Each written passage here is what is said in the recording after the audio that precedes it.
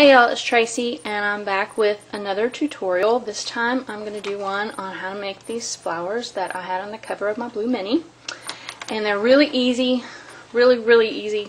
So let's go ahead and get right into it. What it uses is punch flowers.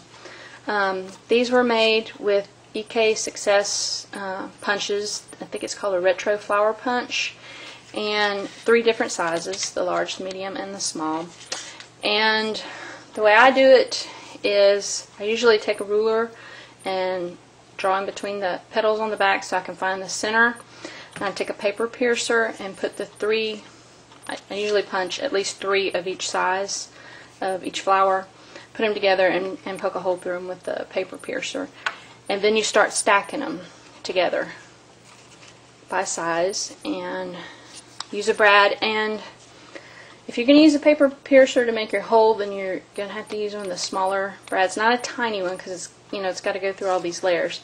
But you can't use well, if you use a really big one, then you risk ripping your paper. It wants to, or the small flowers anyway. The bigger ones are alright, but the small flowers want to rip. But after you've stacked them together, and these I put a little bit of stays on timber brown on the edges just to see how it turned out. You have to use a waterproof ink if you're going to do that, because this uses a lot of water. So the next thing you would do is take a mini mister, fill with water, and you're going to start spraying your flower. And you're going to have to saturate it pretty good. Not, you don't want it totally to where it falls apart, but you're going to have to add water to make sure that it goes through these petals. The paper that I'm using for this is a basil cardstock that I find at Michael's. It's actually, I don't know if you can see this, it has a shimmer to it, a sheen on the top of it, and it says it's Basil Basics paper. It doesn't say it's anything in particular, but it does have a shine to it that I just like that on the flowers. You wouldn't have to do that. But if you're going to use thinner cardstock, you're going to run the risk of your petals tearing off because of the water. It just doesn't hold up. This is like a double layer, and you'll even find with this thicker cardstock that the paper wants to kind of separate. What you're going to do is after you wet your petals, you start squishing them up in the middle. Everything just gets folded up into the center. And it looks like a mess, but it's going to come out really good. You keep adding water as you need it. And as you're pushing these petals up, when you stack them, you need to kind of stagger them, but they're not going to necessarily stay where you put them. But this thing is very forgiving because once it dries, there is no glue on here, so your petals move. And you can adjust them to get them back in between to where they're staggered instead of all the same size stacked up on top of each other in the same position.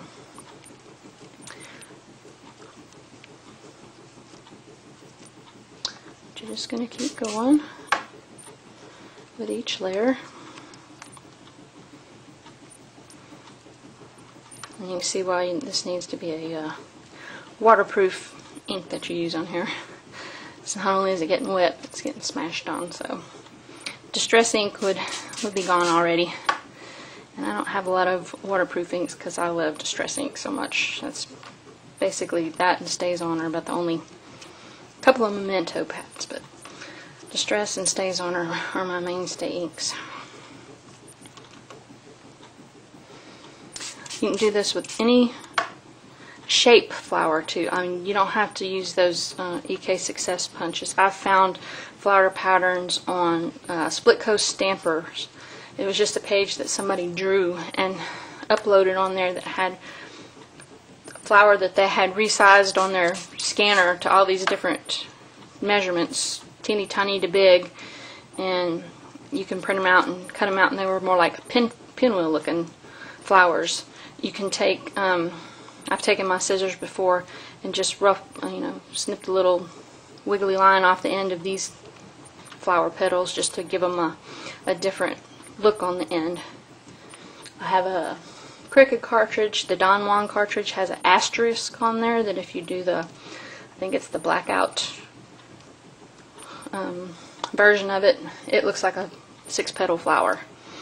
So you don't have to have the punches. I don't actually own the punches. My friend had them, and I borrowed them long enough to punch some flowers out, and then I figured if I wanted a different color, I could just trace around them.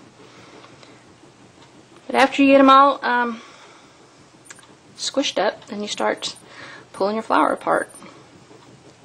And I like to use my paper piercer to get them one at a time, so I can arrange them instead of just, open it all up at one time.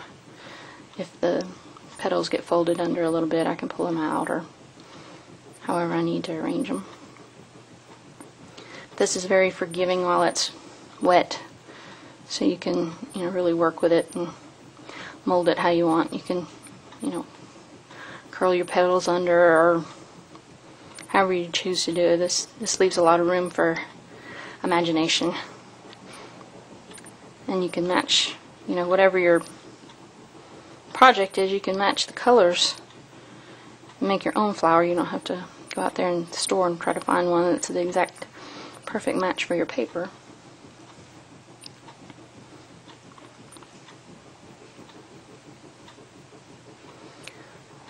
Now the center is going to be pretty tight. These small flowers are going to be pretty close up to this brad. And for the most part, I'm not really happy with just a brad in the center. It's too plain.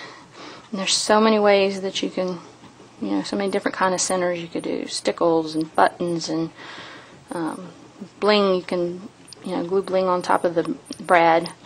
However you want to do it. But basically, there's your flower. You see, that's not really hard at all. And you can just, work with it however you want it to shape. If you want the center to be, I know some of the Prima flowers, the outer petals are real flat and the center is kind of squished up. So you can make it look however you want it to. And you could glimmer mist it, put glitter on it. There's just so many things. That's one way to make it. My friend made it a different way in that she, instead of putting a brad and putting all the flowers together at one time, she did them one at a time and wet each individual flower and then squished it up and shaped it. And I've done one on that order, and I put it together with a hot glue gun. And you could probably use something else, but once this paper dries, it's kind of stiff, so the hot glue really holds it real good. But you just place your petals in. It gives you a little bit different look. Here's one I made, like the brown one that's dry. There's not a big difference in them, but this one's a little bit fluffier. Your petals might be a little different, but you could put some pearls in the middle. Or I picked up some of the little rosebuds today at Michael's. Could do that. Could do some bling. Put that in there. Just depends on what kind of look you're going for. I picked out a piece of bling for this brown one to put in the middle, so you can see what it looked like that. There's just so many variations.